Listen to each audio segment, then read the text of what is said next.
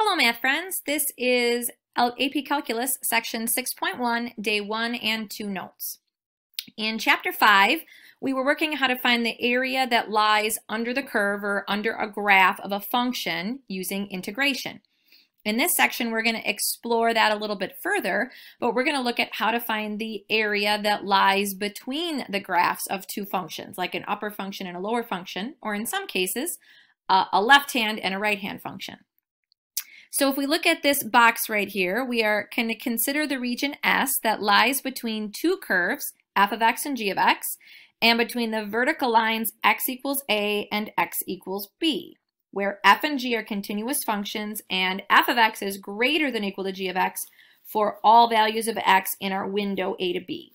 So just like we did for areas under curves, we divide this area into rectangles and we approximate the area between the curves using a Riemann sum. And this is an approximation to the area of S. But then if we keep creating more and more rectangles, taking that n value to infinity, the area of the limiting value of the sum of the areas of these rectangles becomes this limit of the Riemann sum. And we recognize this limit to be our integral of f minus g. So therefore we have this following formula right here for area between two curves, which is that area is equal to the integral from a to b, that is your window along the x-axis, of f of x minus g of x, where f of x is the larger function or the upper function and g of x is the lower function. So let's take a look at our first example here. It says we want to find the area of the shaded region. You can see from the picture that our upper function is the parabola. So this is the 5x minus x squared. And then our lower function here is going to be this straight line, which is just the line y equals x. And what we're trying to find is we're trying to find this area that is trapped between these two curves. So according to the formula that we were given, the area here would be equal to the integral from 0 to 4. And why 4? Well, if we look right here, this given ordered pair tells us the intersection point. And what we're concerned with is we're concerned with the x value at the beginning of the interval, which right here, this is 0, 0, and this is 4, 4, right? So our x values go from 0 to 4. So that's why our integral goes from 0 to 4. So we have the area is equal to the integral from 0 to 4 of our upper function comes first. So that's going to be our 5x minus x squared. Okay, and we take that and we subtract from it our lower function, which is just y equals x. All right, so now in order to do this, we have to do our integration. All right, but before we do that, we can see we have some like terms, so we could simplify this a little bit. We've got a 5x here and we've got a negative x here, so we could rewrite this as the area is equal to the integral from 0 to 4 of 4x minus x squared dx. So now we use our rules of integration. These are just polynomial terms. So our 4x, when we integrate that is going to become an x squared term. And then, of course, we have to divide by our new exponent. So 4 divided by 2 would make that 2x squared. And then negative x squared, well, we need our negative sign. X squared becomes x cubed, and then we have to divide by our new exponent, so we have a negative 1/3 x cubed. And we are evaluating this on the interval from 0 to 4. Okay, so now using the fundamental theorem of calculus, we just say, well, this is going to be equal to 2 times 4 squared minus 1/3 times 4 cubed minus 2 times 0 squared minus 1/3 times 0 cubed. Well, hopefully you realize that all of that just goes to 0. So the only math that we have to do is right here. 4 squared is 16. 16 times 2 is 32. And then 4 cubed is, 4 times 4 is 16, times 4 is 64, divided by 3, so minus 64 thirds. You do the math here and you end up with this is equal to 10 and 2/3. And again, that integral could be found on your calculator at this point. If you had your calculator available to you, you could type this into your calculator, and your calculator should give you this answer if you use the FNINT function on your calculator.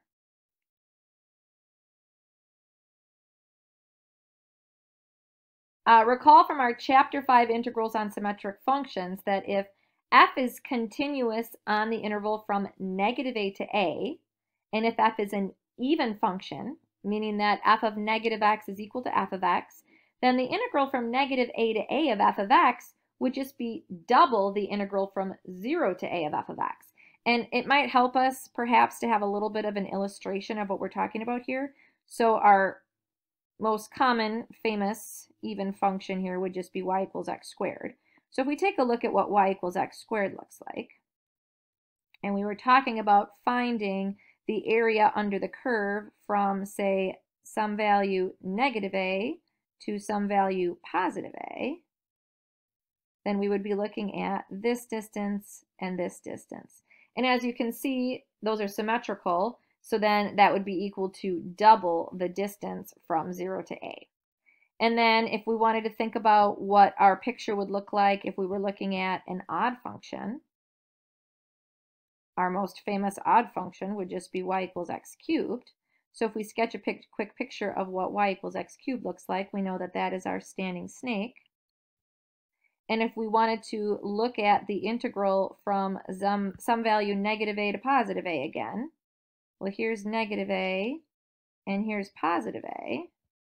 So we would have this area right here, and we would have this area right here, and you could see how the area on the left side of our y-axis would be negative because it's below the x-axis. The area on the right side would be positive. They are the same area, so obviously they would cancel each other out, and that's why we would get an area of 0.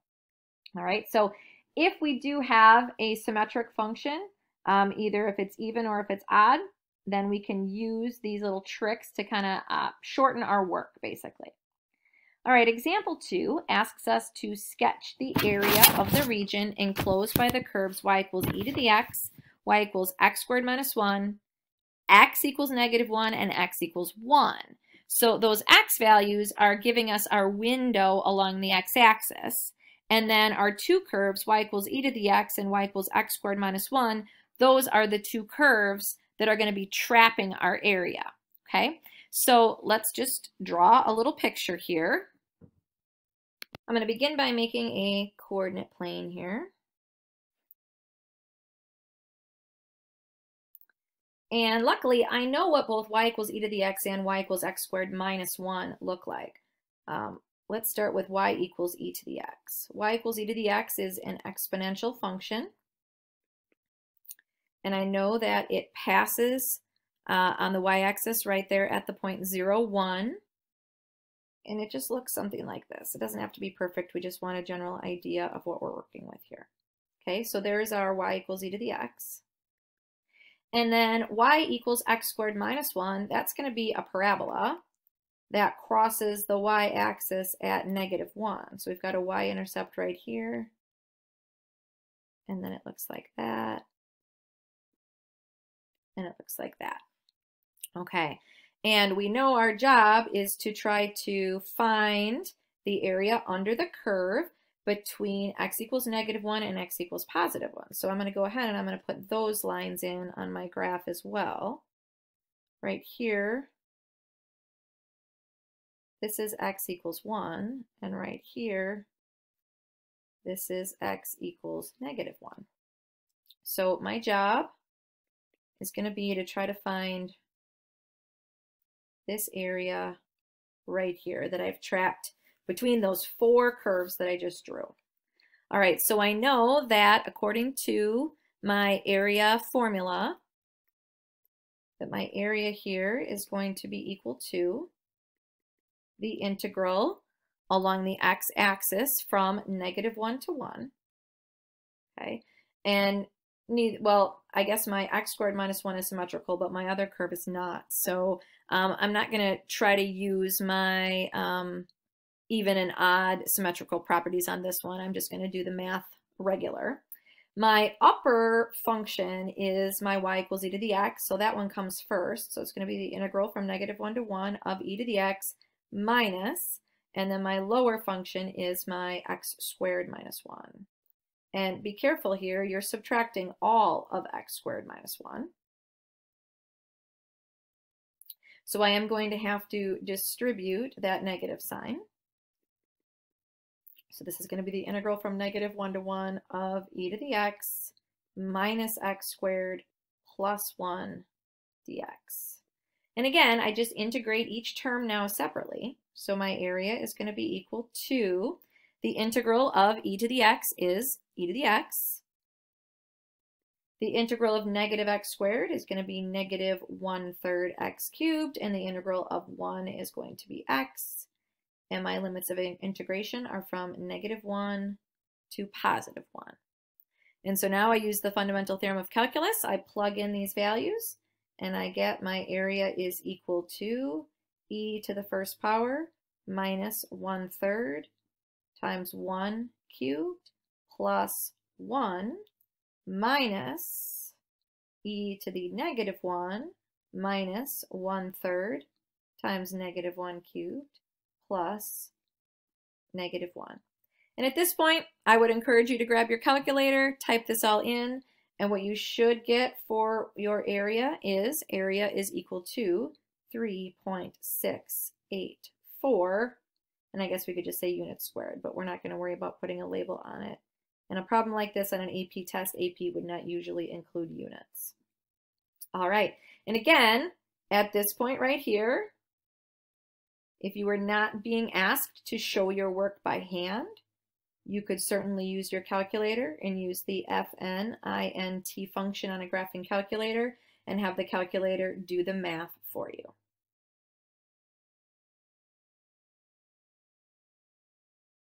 As I had mentioned earlier in the notes, sometimes it's easier if we've got a function that's kind of a left-hand, and I shouldn't say function, sorry, I should say curve or equation. If we have a curve that's more of a left side and a right side curve rather than an upper and a lower function, because as you can see from the picture here, these would fail our vertical line test miserably. So I'm going to actually go ahead and make a little addendum here. This word functions should really read curves instead, right? Because they would not pass the vertical line test and they are not functions. But sometimes it's easier to integrate with respect to y than it is to integrate with respect to x. If one or more of our given curves is easier to solve for x, or is easier to solve for y, consider integrating with respect to y. Okay, so when we take a look at this picture, the curve's already given to us in x equals format. And if we look at that, neither one of those would be easy to solve for y because they both contain y squared and y.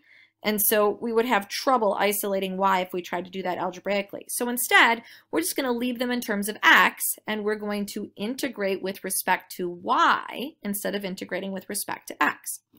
All right, so that means then that our window that we're going to be looking at for integration here is going to be along the y-axis instead of along the x-axis. So as you can see right here, they're calling attention to the fact that we have a y value right here of 3, and down here, this point right here is 0, 0. So we have a y value of 0. So that means that our area is going to be found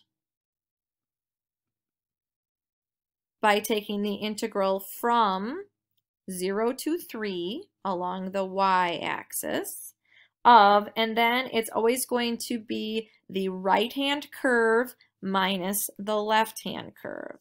So our right-hand curve in this case is going to be this one right here, which is our 2y minus y squared.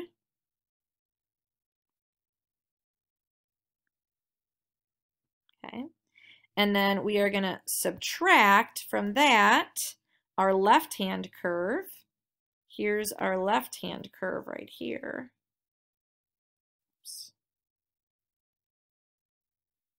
And that is this equation right here, x equals y squared minus 4y. So minus y squared minus 4y. And then, of course, this whole thing here is going to be times dy. All right, so now before we actually do our integration, let's distribute that negative sign to the left-hand function, and let's combine any like terms that we have to make our work easier for ourselves first. So area is going to be equal to the integral from 0 to 3 of 2y minus y squared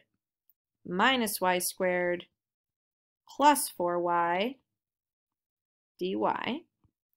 And when we combine like terms, we get area is equal to the integral from 0 to 3 of negative y squared plus negative y squared. Well, that's going to be negative 2y squared.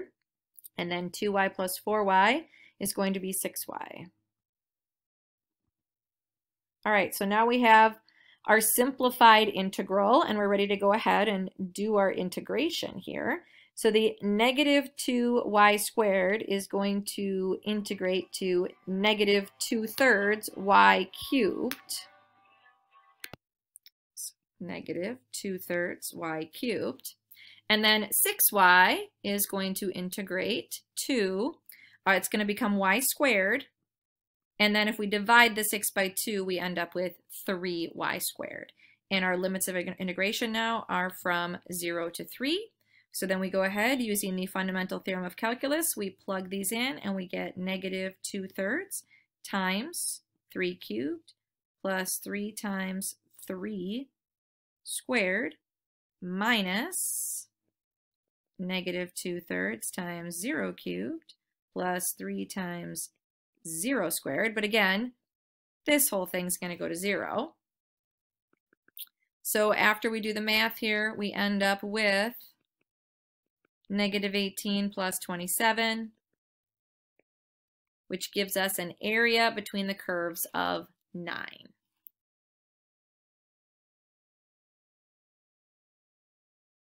Our last example, we are going to need our graphing calculator. So if you don't have that handy, please pause the video and pull that out right now.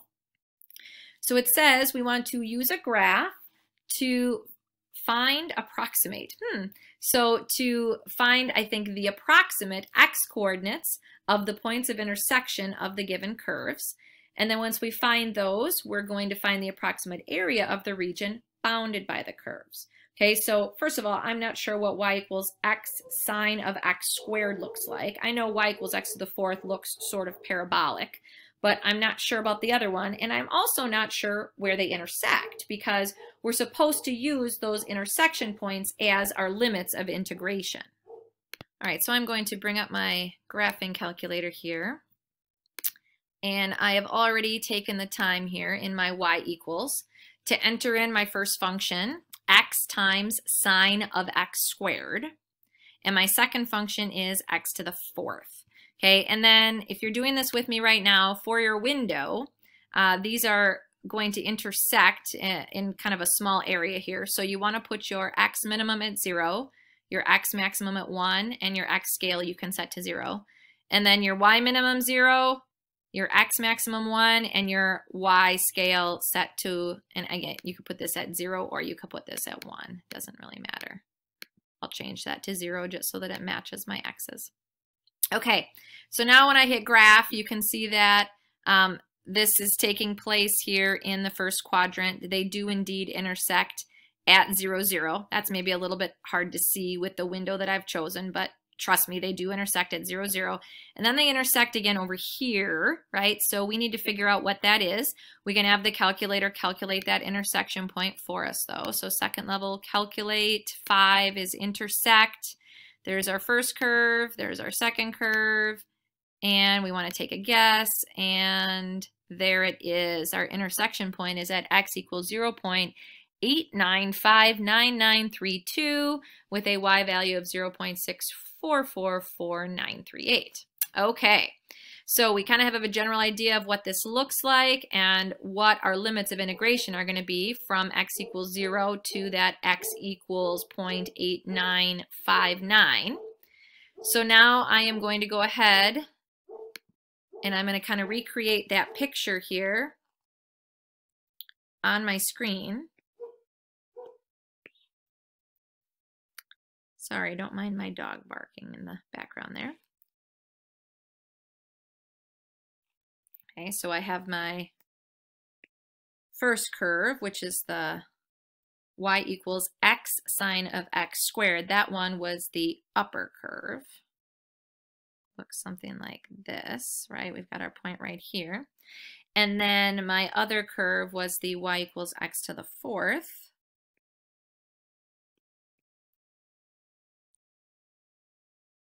And that one looked something like this.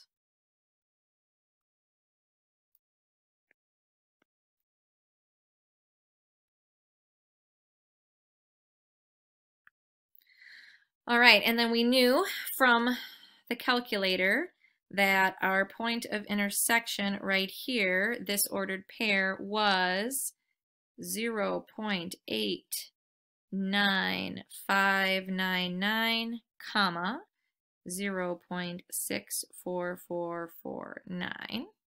And we know that this point right here is the point 0, 0.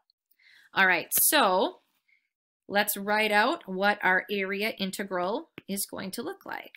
Area here is going to be equal to the integral from x equals 0 to x equals 0.899, whoopsie, 95. Sorry about that. 89599 of our upper curve, which is our x sine of x squared, minus our lower curve, which is x to the fourth dx. Okay, now if you are able to just give an answer without having to show your work at this point, you could use your graphing calculator and you could do the FNINT, but we can actually do this integration, okay? First of all, our first function here, the x sine of x squared, that would be a u substitution. So this is great review for us. Okay, so right here, we're going to do a u subs. So let's let u equal x squared. So that means that our du would be 2x dx, or our du over 2 gives us our x dx. Okay, and I'm going to go ahead and I'm going to split this apart here into two integrals. We've got our integral from 0 to 0.89599 of x sine of x squared minus our integral of x to the fourth, sorry, dx and dx. So we can go ahead and we can split that into two. Limits of integration remain the same for both integrals. All right, so then our first integral here, our area is going to be equal to 1/2 times the integral of sine u du, okay, minus the integral of x to the fourth dx. And then when I do my integration, the integral of sine u would be negative cos u, the 1/2 stays. And then when I replace the u back with the x squared, I end up with negative 1/2 cosine